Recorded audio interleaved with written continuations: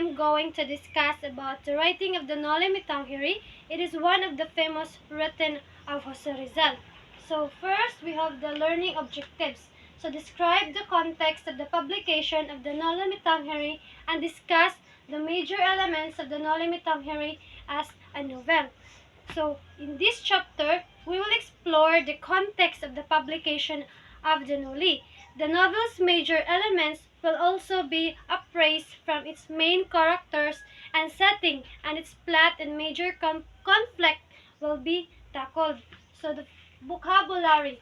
Novel, a long-written story must often about fictional events and characters. So it is relatively long work of a narrative fiction within prose of published a book. So setting in a novel, the conflict in which the events takes place covers geographical areas in a particular periods of time. So we all know this is a part of a story or even novel. So it is where the time and place a story is told. So when we say plot, it is a flow of the narrative of the story. So the publication of Janoli. As a sojourner in Europe, Rizal participated in the movement of the Ilustrados to utilize propaganda to campaign for reforms in the Philippines. So, Ilustrado is kato ni mga Filipino educated class. They write of small groups of scholars, mga native born intellectuals.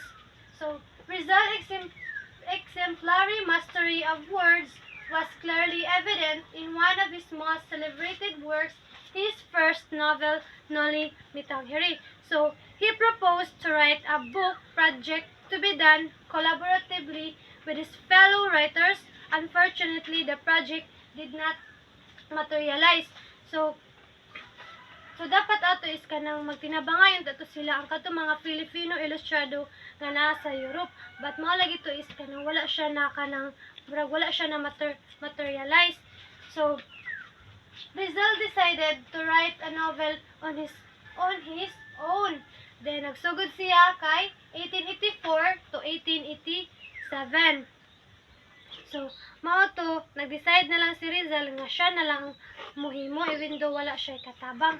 Kay college pa lang siya, dito siya sa kanang Europe, nag-eskwela siya sa University of the Madrid, naana siya kanang plano or idea nga kanang magsuwat og novel niya. Namurasag naka-focus ganing kung giunsa ang mga Pilipino pag-colonialize sa Spain. Many of his biographers cite several works that influenced Rizal in writing of the Noli. One of these is Juan Luna's painting, The Spolarium. So, kaning Spolarium, kay usa sa di siya nga napa-inspire ni Jose Rizal nga magsuwat siya og Noli Me Tangere. Kay ang Spolarium, mao ni siya nga kanang which is depicted the sufferings of the humanity in the face of inequalities. So, another is the Uncle Tom's Cabin, a novel by Harriet Beecher Stowe. So, ang kani siyang Uncle Tom's novel kay major theme ani niya is kanang the problem of slavery and treatment of humans as property. So, inspired ni siya sa memoir of real person. This book is about anti-slavery novel about black people. So, Rizal finished the first half of the novel in Spain, the other half in France. Then completed the draft in 1886. Rizal finished the first half of the novel in Spain, the other half in France. Then completed the draft in 1886. So while traveling Europe ni siya kay ginahimo ni Rizal ang Noli Me Tangere. So, lack of fund delayed the book's publication until a fellow ilustrado, Maximo Viola, lent him 300 pesos for the printing of the first 2,000 copies. So, si Maximo Viola, which is his best friend, while nag-travel sila sa Europe, he learned that kanang si Rizal is nag-need siya o kanang kwarta para nga ma-publish ang Noli. So, mao to nga offer siya nga nga maghatag siya og kanang 300 pesos for the kanang first 2,000 copies of the Noli.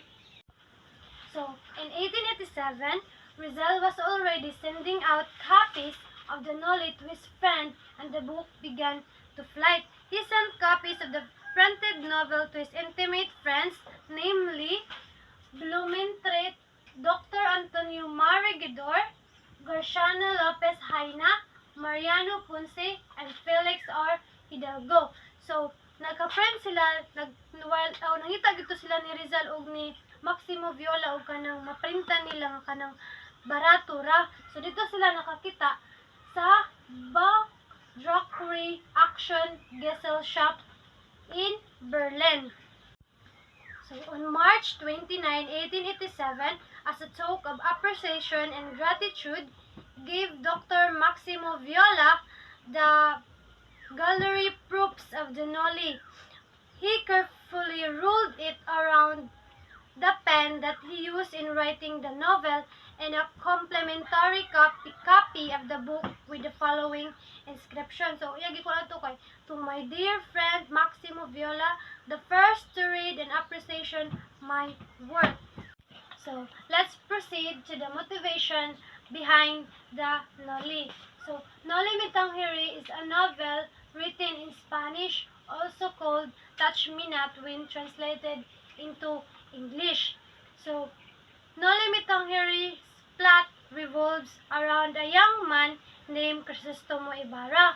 So, Crisostomo Ibarra, who experienced the abusive and cruel actions of the Spanish civil administration against the Filipino. So, although it has a plot that looks like it was an ordinary novel, the story is deeply connected with the real-life sufferings of the Filipinos during the colonization of Spain. So Rizal used his novel Noli Me Tangere for us to know what really happened to our ancestor or to our fellow Filipinos during the colonization of Spanish, and it will be further explained later by Miss Maika. So the Noli Me Tangere has a biblical reference to the Gospel of John, which Jesus appeared to Mary Magdalene and uttered this word, touch me not, for I am not yet ascended to my Father. And according to Rizal, nga ang choice daw sa title kay fit ra siya because he intended to write about themes that were in taboo in Philippines for century, like themes people dared not to touch.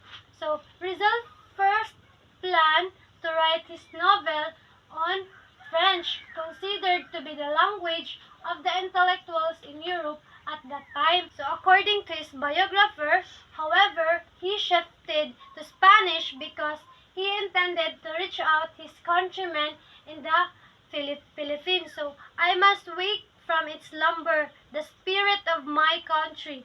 I must first propose to my countrymen an example with which they can struggle against their bad qualities, and afterwards, when they have reformed, many writers would rise up to present my country to proud Europe, according to ni Jose Rizal.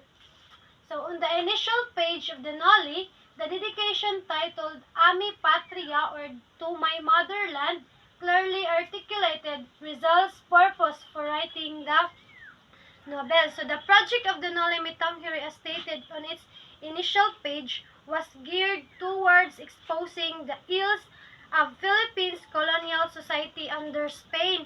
Thus, through the passages within the Noli, readers also get glimpse of how Rizal saw his country. So, lastly, before my topic, as what I've said earlier, that this novel Noli Me Tangere was geared towards exposing the ills of Philippine colonial society under Spain. So through this novel, Noli Me Tangere, there's also get glimpse of how Rizal saw our country back then. And that's the end of my topic, and Micah will be tackled the content of the Noli Me Tangere. That's all. Thank you.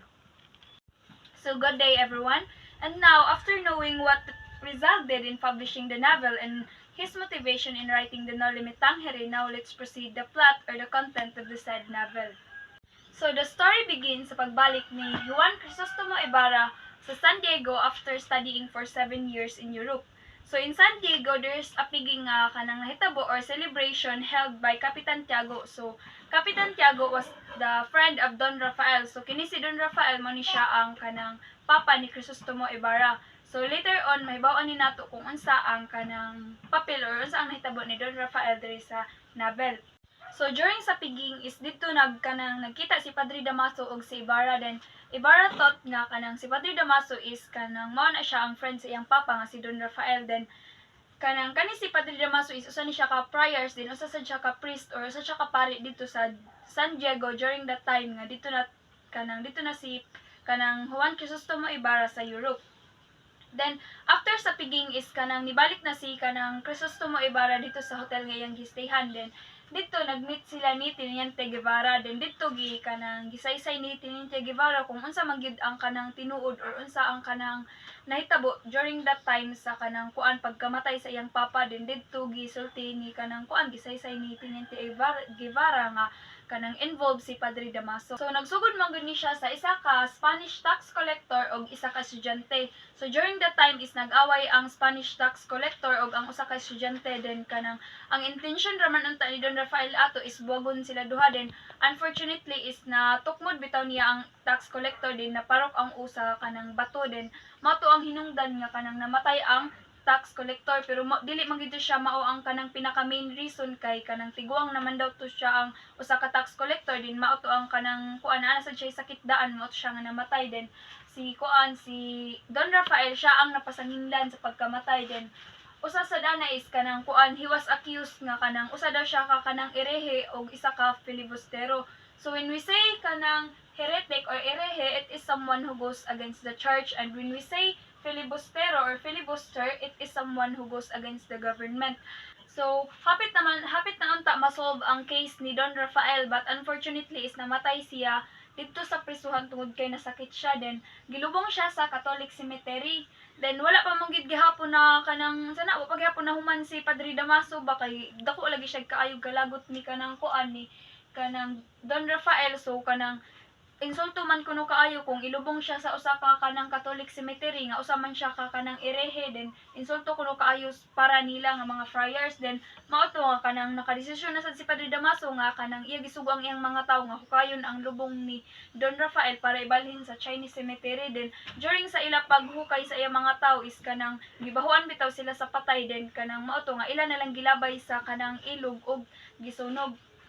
Then mao to nga kanang after sa nahibaw-an ni kanang kuan ni kanang Ibarra sa nahitabo siyang papa isuko kaayo siya ni Padre Damaso, but kanang iya lang usa tugi kanang kuan gi set aside. Then mao to nga kanang nibalik siya sa balay nila ni Kapitan Tiago para mag-meet sila ni Maria Clara.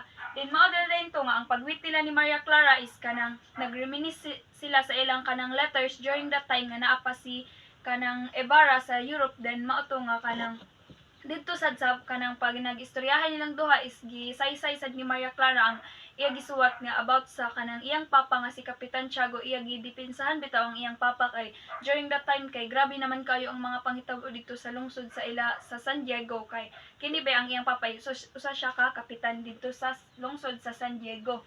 Then after ato is kanang gibaliwala na lang usa ni kanang kuan ni Ibarra ang mga panghitabo. Then mao to nga naguna-una siya nga kanang unsa ka ang angay niya buhaton sa kanang pag-uswag sa ilang lungsod. Then mao to nga kanang nakauna-una siya og nagplano siya nga mag-build siya og school sa San Diego. Then nagtuo ang iyang mga paisano nga maka-benefits daw to siya sa kanang kuan mas kanang bag-o bitaw nga eskwelahan dito sa San Diego kaysa naman ang katong eskwelahan nga kanang kuan siya under siya sa mga friars nga kanang luoy bitaw kaayo ang kanang kuan luoy kayo ang ilang mga nasinati ato during that time. Then mao to siya nga nakadawat siya og usa ka kanang panayuan gikan ni Don Anastasio or ni Pilosopo Tasio. So kani si Pilosopo Tasio usa ka lokal nga pilosopo ug nag-employ og usa ka progresibong guro sa eskwelahan. Din mao to nga kanang gi-support man si kanang Pilosopo Tasio sa buhaton ni Ibarra. So mao to nga kanang ang construction is kanang ila giplano kay kanang nga mapadali siya ang construction kay para sad kay nag-angat bitaw ang fiesta dito sa San Diego sa kanang ilahang lungsod. Then one time si Crisostomo ug si Maria Clara ug ang iyang mga higala is ningadto sila sa Laguna de Bay. So usa ni siya ka kanang lake, then dito sa ilang kanang kuan nagpicnic sila dito din sa during sa kanang ila pa nag-istorya is kanang dito sa kanang sa lake sa Laguna de Bay is kanang nabi tayo isa ka buaya nga kanang naglangoy-langoy dito then dito sila nagmeet ni Elias, then kanang ang kuan ato ni Elias is kanang dakpon niya ang buaya, din niambak siya dito para iya kanang sana iya dong gabon sa kutsilyo, din magambak niya is wala man gyapon namatay ang buaya, mao to ni sunod si Crisostomo Ibarra, gitabangan niya si Elias, then didto kanang giignan siya ni Elias nga kanang kuan na siya utang nga loob sa mga Ibarra sa iyang pagtabang. Then si Elias mao ni siya usa ka bangkero. Then kanang during nasa fiesta is dito dayon siya kanang giingnan siya ni Elias nga kanang iya giingnan si Ibarra nga kanang naay nagplano nga kanang patyon siya kay kanang samok ra daw siya dito sa ila lungsod ug kanang kuan murag kung unsa bitaw ang mga plano sa kanang Spanish ato nga time is kanang si Ibarra is kanang samok ra bitaw siya dito kay kanang mao bitaw na nga kanang usa sad sa kanang kuan nga kanang ang usa sa motivation niya nga i-write ni nga novel is kanang didto man niya kanang givulgar bitaw kung unsa ang mga kanang panghitabo nga kanang bati didto sa kanang during sa kanang colonization sa 19th century. Then during sa luncheon is ningadto si kanang Padre Damaso nga bisag wala siya giimbitar is ningadto gyapon siya, then didto nagmeet na sad sila duha ni Ibarra, then mao to nga kanang padayon bitaw siya sa sige og kanang panginsulto ni Ibarra about sa iyang papa, din siya nagmention dito si Don Rafael nga mao daw kuno na usa daw siya ka kanang kuan mao daw kanang napriso siya kay usa daw siya ka kanang irehe, then kanang kuan daw siya mao to siya kanang hinungdan bitaw sa tanan dito din mao to na kanang nakakuha si kanang kuan si Ibarra og kanang kutsilyo ni iya giana sa liog ni Padre Damaso, din iya giingnan ang kanang mga tao dito ang kanang kini nga kanang pari mao ni siya ang kanang pakana sa pagkamatay sa akong papa. Then mao to nga kanang suko kayo siya og kanang hapit na gidunta niya mapatay si Padre Damaso, but unfortunately niabot man si Maria Clara og kanang kuan siya gibuwag sila duha na mao to napakalma siya ni Maria Clara.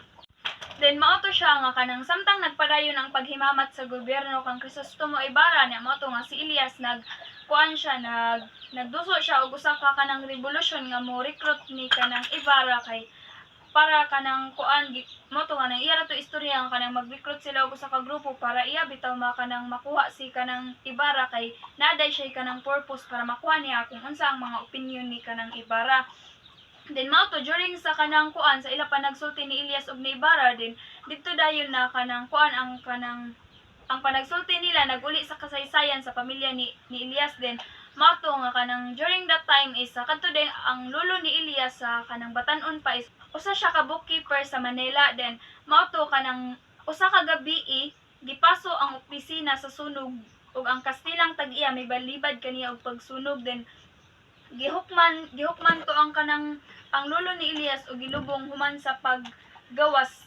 Mao to nga ang panghitabo is kanang gipahukman siya og gilubong, then kanang human kanang gipugman bitaw siya sa paggawas ato kanang about atong nahitabo sa kanang kuan sa opisina kay kanang makadaot siya isip usa ka lawbreaker. Then mao to nga ang iyang asawa is kanang gitapok sa prostitution aron si sustentuhan ang pamilya.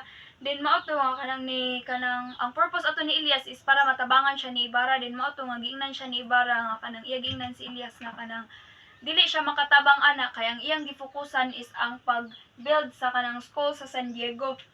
Then mao to iya giingnan nga kanang dili ko makatabang nimo ana, so kanang last na lang siguro ni nato nga pagkita, din dili na ta magmeet kay kanang lahi man ta og kanang purpose.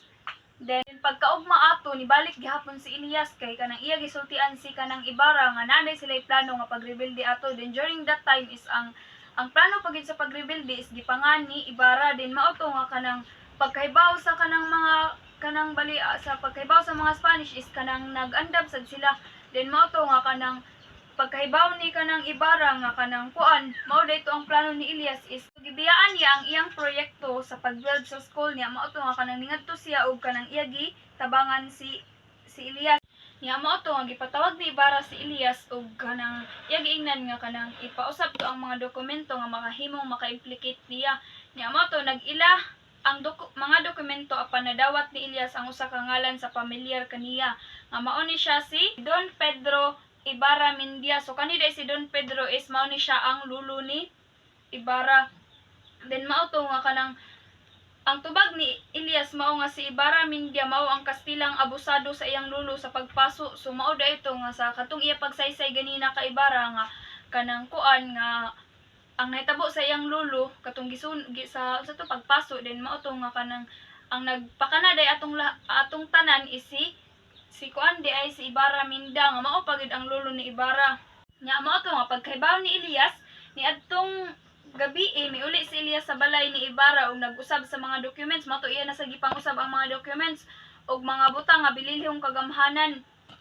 Dayon gisunog ang balay din si Crisostomo ug ang iyang mga kasukasuhan giilad ug kanang giguyod bitaw sa mga kariton ug gidala sa prisuhan. Mao to siya sa mga kaigsuonan nga naay kasuko nila sa Ibarra family. Then mao to nga kanang si Kapitan Tiago human sa pagduo sa panihapon sa ilang balay is dito day nagmeet si Maria Clara ug kani si Alfonso Linares. So kani si Alfonso Linares is mao ni siya ang kanang ipakasal ni Maria Clara. Then usa ni siya ka peninsular nga girepresenta isip kanang bag-ong manlilig-on niya human sa paghimamat ni Crisostomo. Then mao to nga dito day na kanang saksi si Padre Salves ug si Padre Sevilla ug si Padre Damaso nga kanang nihangyo ka Maria Clara nga kanang kuan nga kanang nihangyo ka Maria Clara nga si Alfonso Linares ang iyang pakaslan kay mao bitaw to nga kanang ila sad gihisgutan ato during that time ang kasubo nga nahitabo ni kanang kuan sa pagrebelde ni Ibarra. Then mao to during sa ilang panag-istorya is si Teniente Guevara naghatag og kasayuran unsaon nga nahimong kondinahon si Crisostomo sa korte. Then mao to nga sa usa ka lagda nga gipirmahan niya sa wala pa siya mibiya ngadto sa Europe.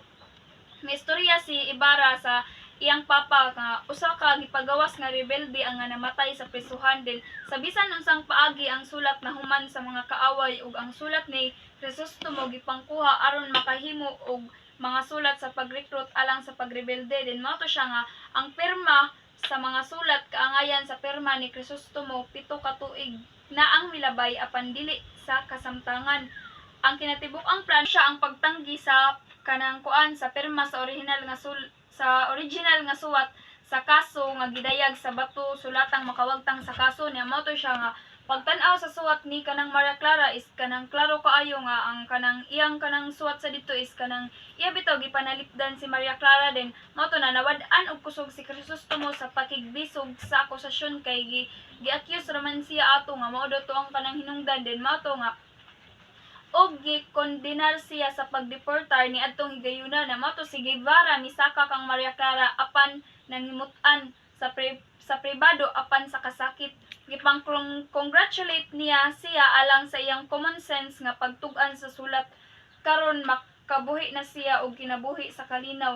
Then mao to nga human sa gabi si Crisostomo human nakagawa sa prisuhan. Mao to na kanang nakagawa si Ibarra sa kanang sa prisuhan sa pinaagi sa tabang ni Elias na mao to na nakikita din siya ni Maria Clara niya gisaysay niya didto ang kanang dili daw tinuod ang kanang gipang-accuse niya mao to na kanang gisulti sad ni Maria Clara dito ang nakita niya sa surat nga during the day sa kanang pagbuntis kanang ni Maria Clara sa iyang mama is kanang ang tinuod di ay niya nga papa is si Padre Damaso. Dito niya nakitaan sa suwat na basahan niya dito nga kanang gilubos di ay ni kanang kuan ni Padre Damaso ang mama ni Maria Clara during that time.